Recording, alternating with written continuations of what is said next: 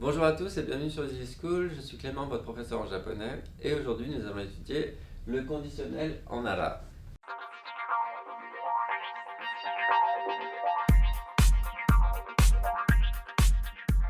Pour construire le conditionnel en nara, il suffit de suivre ces règles assez faciles.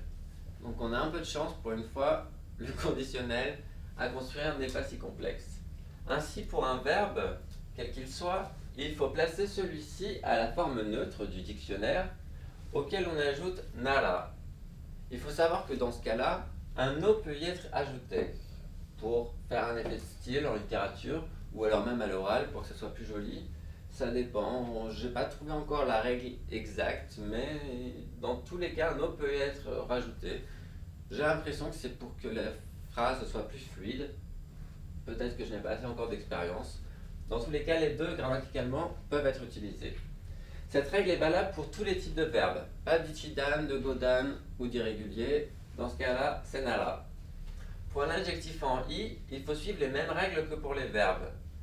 Vous rajoutez nara. Vous pouvez aussi rajouter un no, comme pour les verbes. Cependant, pour les noms et les adjectifs en na, il suffit d'ajouter un simple nara à ces derniers sous leur forme simple. C'est-à-dire que, logiquement, lorsque l'on retrouve un nom ou un adjectif en na, on nous conseille souvent de rajouter un no dans beaucoup de règles. Ici, n'oubliez pas que si c'est un conditionnel en nara, ne rajoutez pas de no pour les adjectifs en na, ni pour les noms. Alors, par exemple, taberu nara pour les verbes, samui. Alors, taberu nara, si pour les verbes, donc là pour l'instant je me focalise sur la construction, nous verrons la sémantique juste après. Pour les verbes, samui nara pour les i adjectifs, shizuka nara pour les adjectifs en na et ame nara, la pluie, pour les noms. Donc, à quoi sert le conditionnel en nara? Le conditionnel en nara, qui est très différent des autres conditionnels et qui va du coup vous aider un peu plus, inclut une intention et peut donc être traduite par si vous dites que ou, je préfère le traduire de cette manière-là, si vous avez l'intention de. Je trouve que c'est uniquement mon avis, que ça se rapproche plus de l'imaginaire linguistique japonais de traduire de cette manière-là. Sur la base de ce que le locuteur a appris, il donne un avis. Donc en fait, il va utiliser un conditionnel en nara après avoir appris quelque chose. Sur ce base de l'instruction, il va poursuivre. Nous verrons ça dans l'exemple.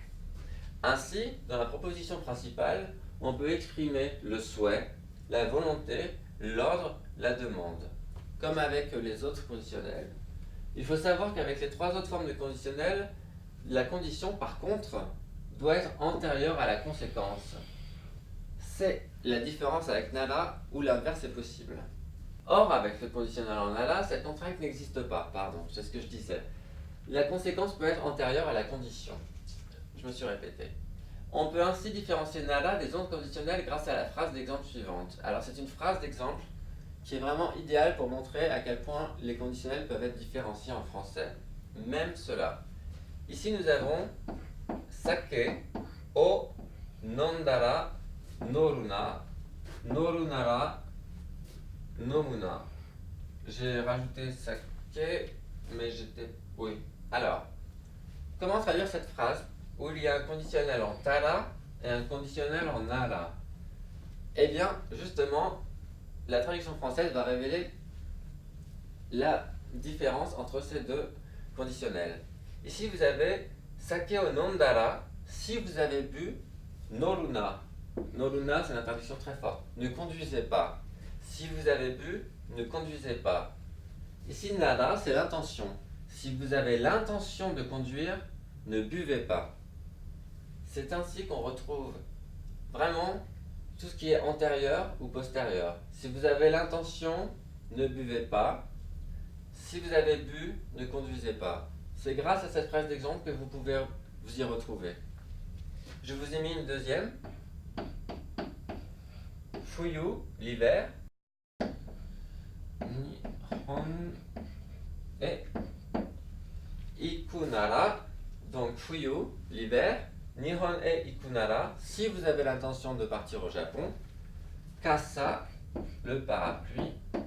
O kata hogai desu. La forme en ta hogai, c'est un conseil comme nous avons pu le voir dans d'autres vidéos. Cet hiver, ou en hiver, Nihon e iku nara, si vous avez l'intention de partir au Japon, il vaut mieux que vous achetiez un parapluie. C'est tout pour la conditionnelle en nara. J'espère que cette vidéo vous aura aidé à maîtriser ce conditionnel un peu différent des autres. Je vous dis à très bientôt sur DigiSchool.